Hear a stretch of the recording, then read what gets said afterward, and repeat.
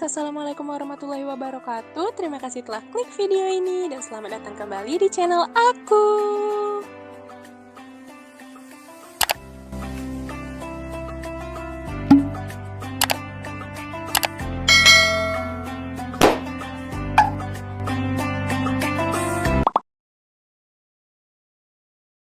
Oke geng, sebelum kita masuk ke videonya, aku mau ngucapin dulu minal aidin wal faizin, mohon maaf lahir dan batin, dan selamat menjalankan ibadah puasa untuk seluruh umat muslim dimanapun kalian berada. Di bulan puasa yang suci ini, aku tuh punya segmen baru, yaitu ngabuburit bersama Ira. Nah, di segmen kali ini, dan selama bulan puasa ini, aku tuh mau ngebahas kisah-kisah Nabi dan Rasulnya kita, gengs.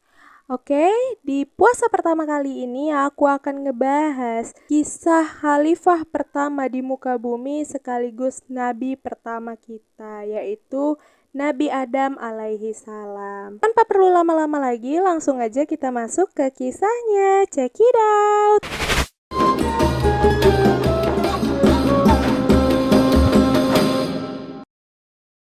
Nabi Adam alaihi salam, manusia pertama yang ada di bumi. Jadi geng, sebelum Allah menciptakan Nabi Adam sebagai seorang khalifah atau pemimpin, Allah telah terlebih dahulu menciptakan makhluk pertamanya yang bernama Arsh, dan itulah makhluk yang paling besar. Kemudian Allah Subhanahu wa Ta'ala menciptakan kolam, dan Allah berfirman kepada kolam, catatlah sesuatu yang akan terjadi sampai kiamat tiba. Maka kolam mencatat takdir dan segala sesuatu yang terjadi di muka bumi ini, dan tak ada satupun takdir yang terjadi di muka bumi ini kecuali berdasarkan takdir Allah Subhanahu wa Ta'ala. Kemudian setelah kolam tidak lagi mencatat, maka catatan itu diletakkan di Lauhil Mahfuz. Lalu Allah Subhanahu wa Ta'ala memerintahkan malaikat untuk menjaganya. Setelah itu, Allah Subhanahu wa Ta'ala menciptakan langit dan bumi, mulai dari hari Ahad dan diakhiri pada hari Jumat. Dimulai dari hari Ahad, Senin, Selasa, Rabu, Kamis, dan Jumat. Maka Allah Subhanahu wa Ta'ala menyelesaikan penciptaan langit dan bumi dalam tempo 6 hari. Allah telah menyelesaikannya di hari Jumat, maka Allah juga akan menghancurkannya pada hari Jumat, karena kiamat itu berdiri tegak pada hari Jumat. Lalu Allah Subhanahu wa Ta'ala menciptakan makhluk-makhluk lainnya seperti gunung, sungai, pohon, dan lain-lainnya. Lalu Allah menciptakan makhluk pertamanya, yaitu malaikat dan jin, di mana pada waktu itu jin merupakan makhluk Allah yang pertama kali menempati bumi. Jin ini juga terdiri dari beberapa golongan, gengs. Salah satu golongan jin yaitu adalah iblis. Jadi pada waktu itu pintu gerbang antara langit dan bumi itu terbuka.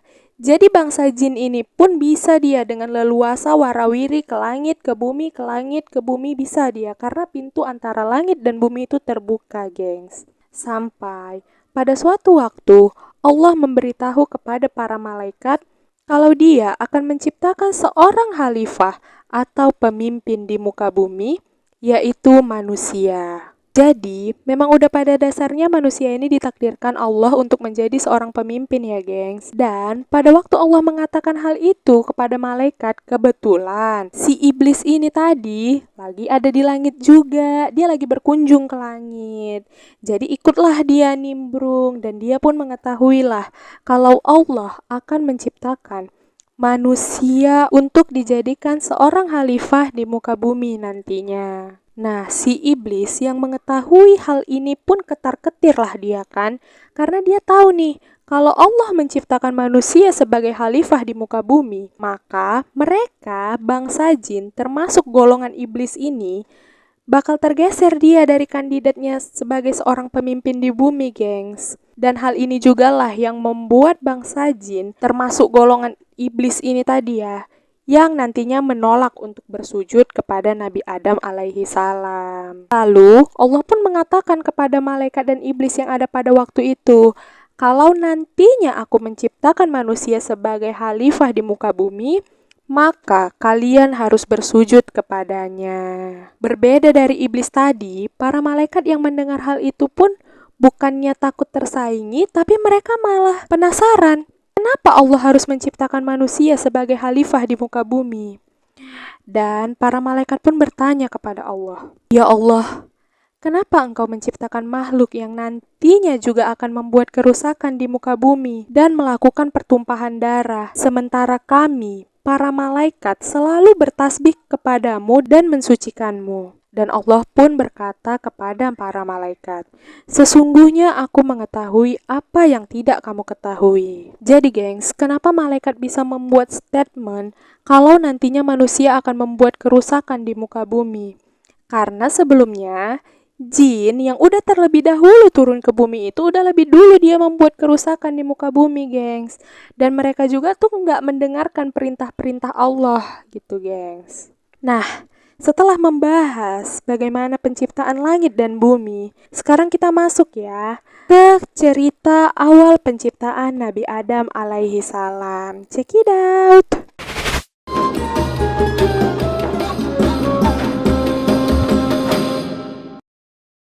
Jadi gengs, Nabi Adam alaihi salam diciptakan Allah dari segenggam tanah liat kering. Hal ini tertulis di dalam surat As-Sajdah ayat 7-9 yang berbunyi, "Dia yang membuat segala sesuatu yang Dia ciptakan sebaik-baiknya. Dan Dia memulai penciptaan manusia dari tanah. Kemudian Dia menjadikan keturunannya dari saripati air yang hina atau air mani. Kemudian Dia menyempurnakan dan meniupkan ke dalam tubuhnya roh ciptaannya, dan Dia menjadikan bagi kamu pendengaran, penglihatan, dan hati. Tetapi kamu sedikit sekali bersyukur." Nah, jadi setelah Allah menyempurnakan penciptaan Nabi Adam alaihi salam, Allah pun meniupkan ruh di dalamnya, serta Allah juga mengajarkan segala sesuatunya kepada Nabi Adam alaihi salam. Mulai dari nama-nama malaikat, nama-nama benda, segala macam bahasa, baik bahasa manusia, hewan, tumbuhan, sampai-sampai nih ya, bahasa jin pun diajarkan oleh Allah Subhanahu wa Ta'ala kepada Nabi Adam alaihi salam, serta Allah menjadikannya khalifah pertama yang ada di muka bumi ini, gengs. Nah, setelah Allah selesai mengajarkan Nabi Adam, Allah pun kembali memanggil para malaikat, dan Allah pun bertanya kepada para malaikat, "Coba sebutkan kepada saya semua nama benda-benda yang kalian ketahui, baik itu di langit maupun di bumi." Dan malaikat pun menjawab, "Maha suci Engkau ya Allah. Tidak ada yang kami ketahui selain apa yang telah Engkau ajarkan kepada kami. Tidak semuanya kami tahu. Sesungguhnya Engkau yang maha mengetahui, lagi maha bijaksana." Setelah itu, Allah pun kembali memanggil Nabi Adam dan memerintahkan kepada Nabi Adam untuk menyebutkan kepada para malaikat semua nama-nama malaikat serta nama-nama benda-benda yang ada di langit dan di bumi. Lalu Nabi Adam pun mendatangi para malaikat itu dan menyebutkan satu persatu nama-nama malaikat yang jumlahnya itu ada miliaran, dan dilanjutkan lagi dengan menyebutkan nama benda-benda yang ada di langit maupun di bumi dan seterusnya.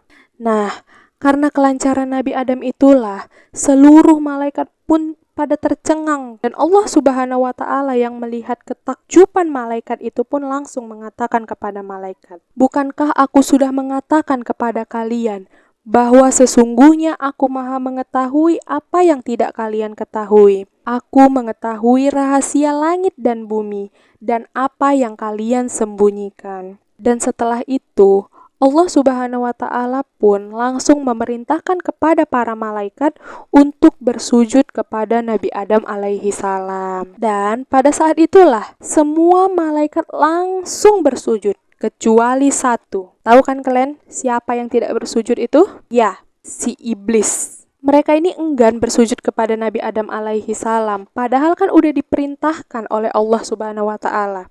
Itu pun masih aja angkuh si iblis ini, gengs.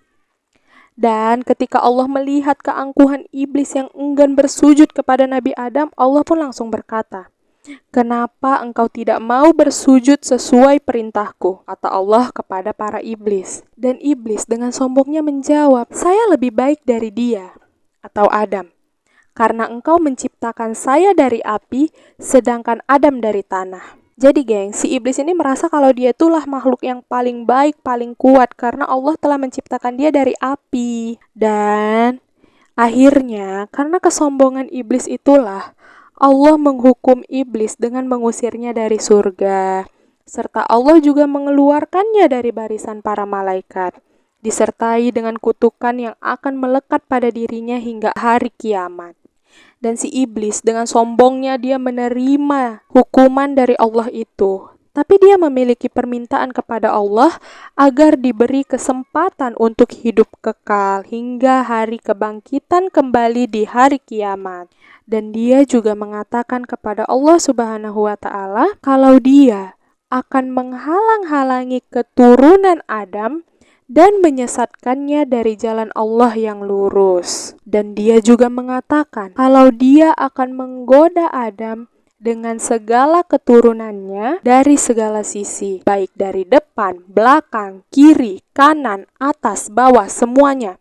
Iblis sudah mengatakan kepada Allah kalau dia akan menggoda Adam dan keturunannya dari segala sisi, geng, untuk mengajak mereka melakukan maksiat dan hal-hal terlarang dan menggoda mereka supaya melalaikan perintah-perintah agama dan mempengaruhi mereka agar tidak bersyukur dan beramal soleh. Jadi itu tadilah memang pekerjaan si iblis ini kan gengs. Dia memang niatnya itu untuk menyesatkan para keturunan Nabi Adam alaihi salam. Allah yang mendengarkan perkataan iblis yang sombong itu pun berkata, "Pergilah engkau bersama pengikut-pengikutmu yang semuanya akan menjadi isi neraka jahanam dan bahan bakar neraka. Engkau tidak akan berdaya menyesatkan hamba-hambaku yang telah beriman kepadaku dengan sepenuh hatinya dan memiliki akidah yang mantap yang tidak akan tergoyah oleh rayuanmu, walaupun engkau menggunakan segala kepandaianmu menghasut dan memfitnah," kata Allah kepada si iblis ini, geng. Setelah iblis diusir dari surga,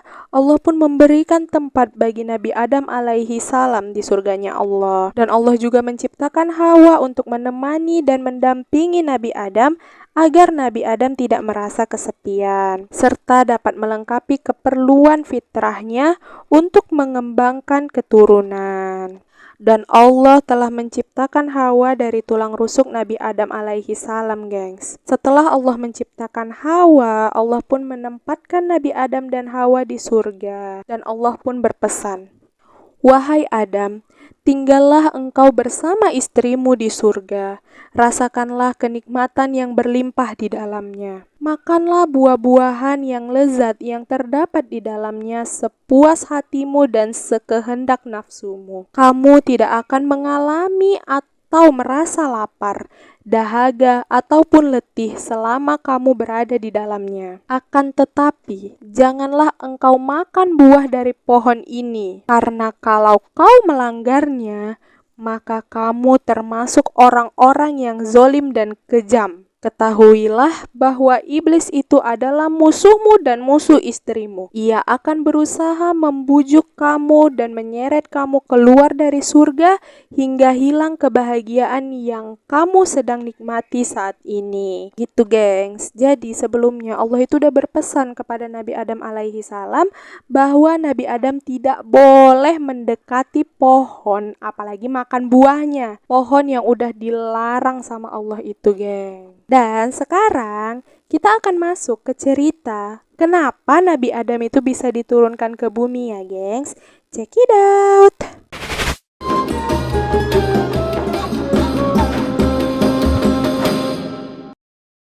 Nah, jadi gengs, pernah pada suatu masa si iblis yang udah diusir dari surga itu pun datanglah mengunjungi Nabi Adam. Dan pada waktu itu dikisahkan Nabi Adam dan Hawa sedang mencicipi buah-buahan yang ada di surga. Si iblis ini yang memang dasarnya udah dendam aja kan sama Nabi Adam dan Hawa, karena menurutnya karena Nabi Adam lah dia diusir dari surga. Dia pun menggunakan segala cara untuk membuat Nabi Adam alaihi salam dan juga Hawa keluar dari surga. Dan si iblis ini yang memang mengetahui kalau Allah melarang Nabi Adam dan Hawa untuk mendekati pohon yang tadi udah aku sebutkan, mulailah menghasut Nabi Adam. Iblis mencari segala cara untuk bisa menjerumuskan Nabi Adam dan Hawa untuk melakukan dosa dengan mendekati pohon larangan itu. Dengan berbagai rayuan serta tipu daya yang dilakukan oleh iblis, akhirnya Nabi Adam dan Hawa pun memakan buah dari pohon yang udah dilarang itu, gengs. Dan seketika itu juga ketika Nabi Adam dan Hawa memakan buah dari pohon itu, tiba-tiba semua pakaian yang mereka kenakan itu terbuka sampai tidak ada sehelai benang pun di badan mereka, dan terlihatlah aurat mereka.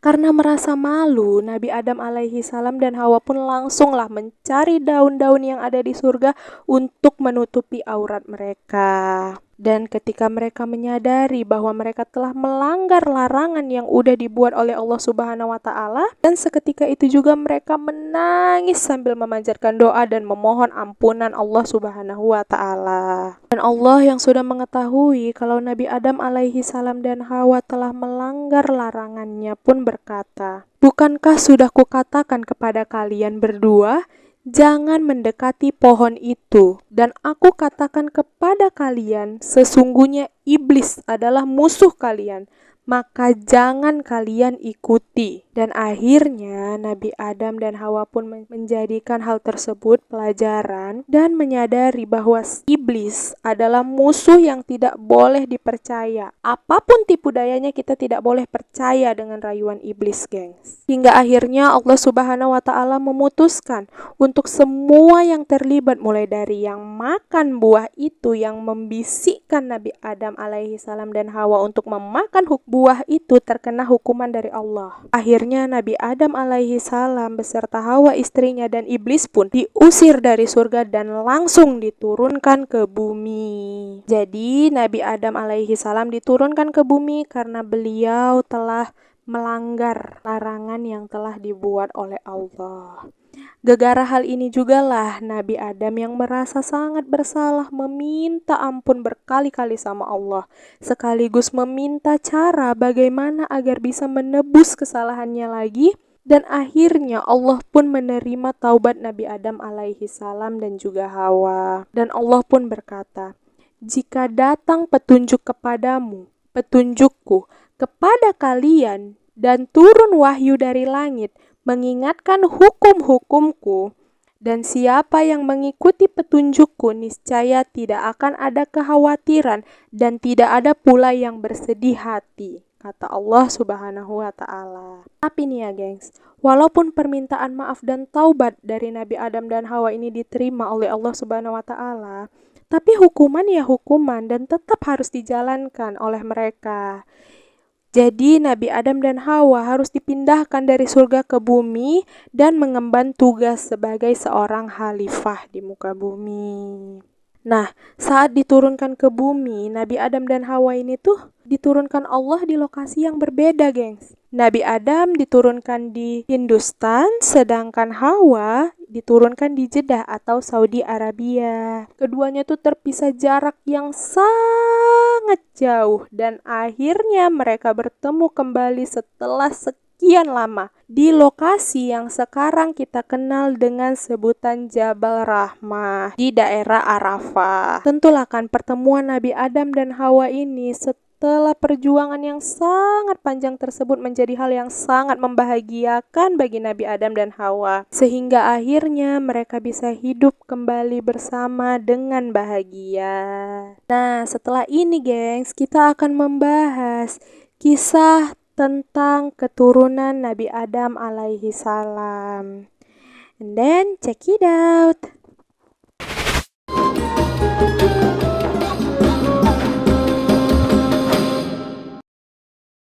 Nah, setelah menjalani kehidupan berdua sebagai seorang suami istri, Nabi Adam dan Hawa pun akhirnya memiliki keturunan. Dan setiap Hawa melahirkan, dia selalu melahirkan anak kembar, sepasang, laki-laki dan perempuan. Pada kelahiran pertamanya, Hawa melahirkan 2 orang anak, laki-laki dan perempuan yang bernama Qabil dan Iklimah. Kemudian pada kelahiran kedua, Hawa melahirkan Habil dan Labuda. Jadi, anak Nabi Adam alaihi salam itu ada 4 ya gengs awalnya. Dan saat anak-anak Nabi Adam dan Hawa ini sudah mulai beranjak remaja lalu dewasa, perangai mereka pun makin terlihat dan mereka itu memiliki perbedaan sifat dan karakternya satu sama lain, di mana Qabil memiliki sifat yang kasar, sedangkan Habil memiliki sifat yang lebih santun. Sedangkan Iklimah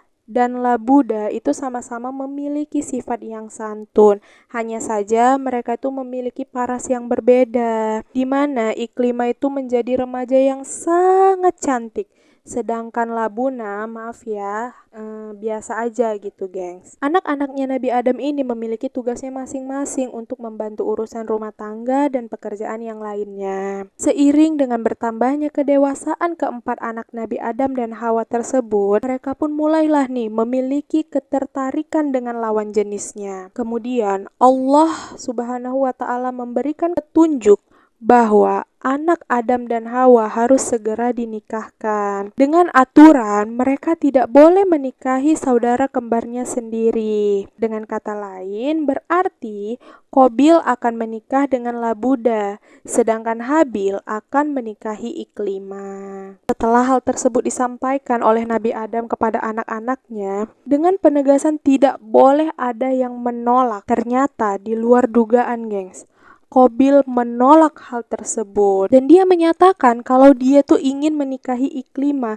yang merupakan saudara kembarnya sendiri, gengs. Nah, dengan kondisi perselisihan antara kedua anak laki-lakinya Nabi Adam ini, maka Nabi Adam pun memberikan solusi kepada Qabil dan Habil. Solusinya adalah mereka harus berkurban.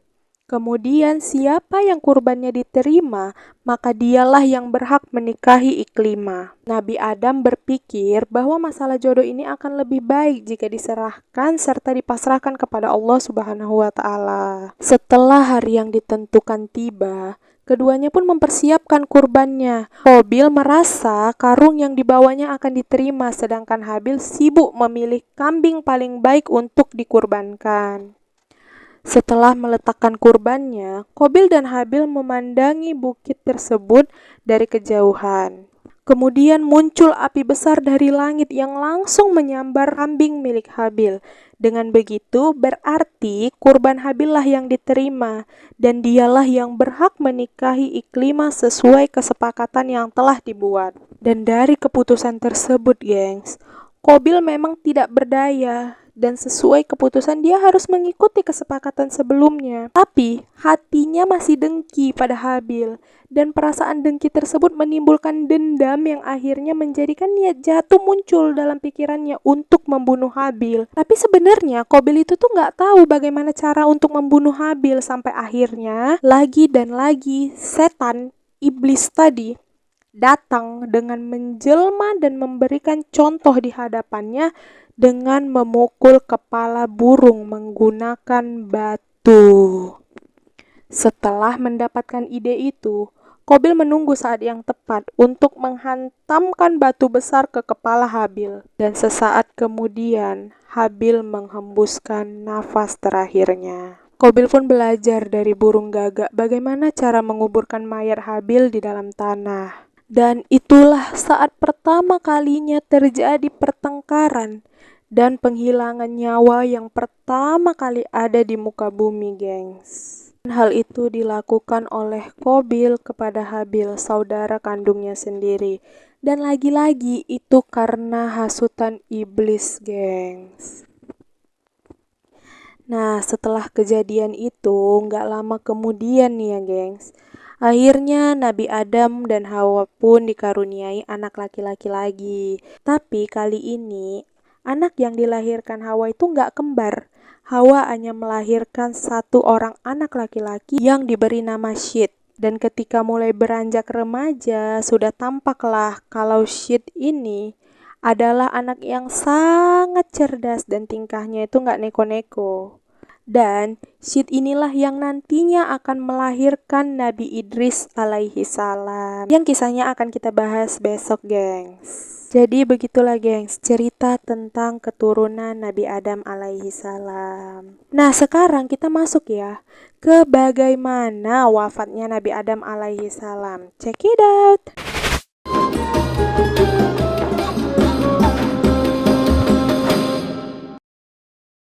Nah, sekarang kita akan masuk ke cerita bagaimana wafatnya Nabi Adam alaihi salam ya, gengs. Jadi, ketika mendekati akhir hidupnya, Nabi Adam alaihi salam ini tuh meminta tolonglah kepada anak-anaknya untuk mencarikan dia buah surga. Dan anak-anaknya pun tanpa bertanya buah surga itu yang kayak mana sama ayahnya, mereka tuh langsung mencari buah yang diminta oleh ayahnya ini. Mereka pergilah kan, mereka berkeliling ke sana kemari, tapi mereka tuh nggak menemukan buah yang dimaksud oleh ayahnya. Tapi gengs, di tengah-tengah pencarian mereka, anak-anak Nabi Adam alaihi salam ini tuh bertemu dengan malaikat yang sedang menyamar menjadi manusia. Malaikat itu tuh datang menghampiri mereka sambil membawa kain, wewangian, dan juga sekop. Dan malaikat itu bilang kepada anak-anaknya Nabi Adam, kalau ayahmu sebentar lagi akan menemui ajalnya. Nah, malaikat juga meminta kepada mereka untuk mengantarkannya ke lokasi di mana ayah mereka berada. Dan ketika malaikat dan anak-anaknya sampai ke lokasi di mana Nabi Adam dan Hawa berada, Nabi Adam dan Hawa pun langsunglah mengenali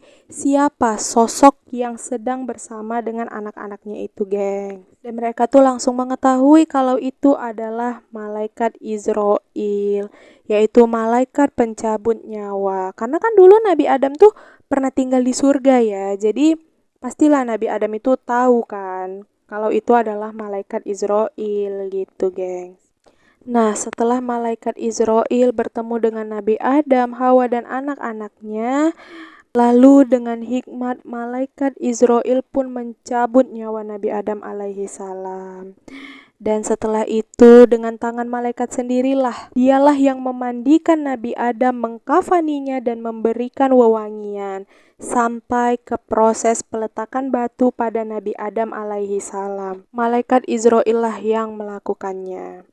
Dan pada waktu itu Hawa dan anak-anaknya itu sudah mengikhlaskan kepergian Nabi Adam alaihi salam. Dan menurut salah satu riwayat yang aku baca ya, kalau Nabi Adam alaihi salam ini itu tutup usia pada usia sekitar 960 tahun, gengs. Dan katanya juga nih ya, rentan waktu antara meninggalnya Nabi Adam alaihi salam dengan Nabi Nuh alaihi salam itu sekitar 10 abad gitu, guys. Jadi begitulah akhir kisah perjalanan Nabi Adam alaihi salam.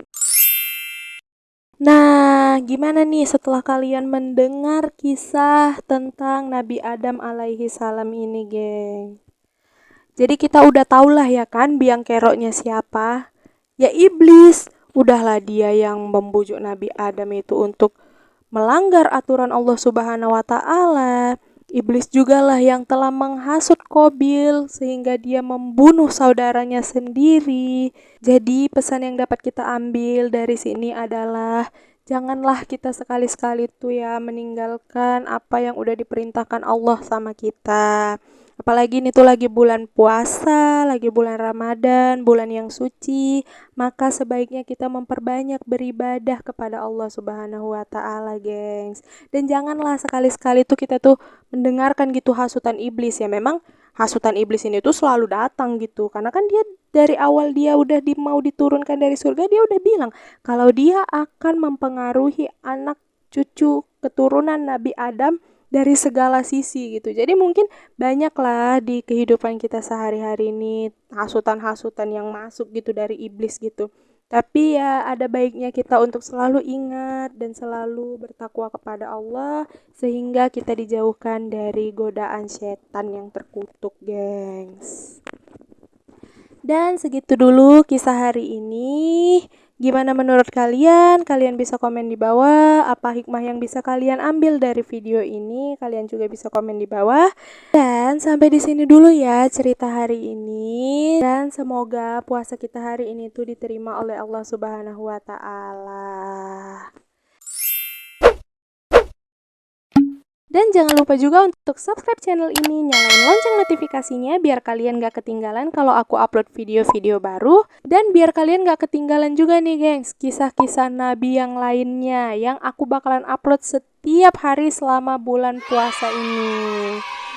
And then bye-bye. Assalamualaikum warahmatullahi wabarakatuh. Selamat menanti waktu berbuka puasa gengs.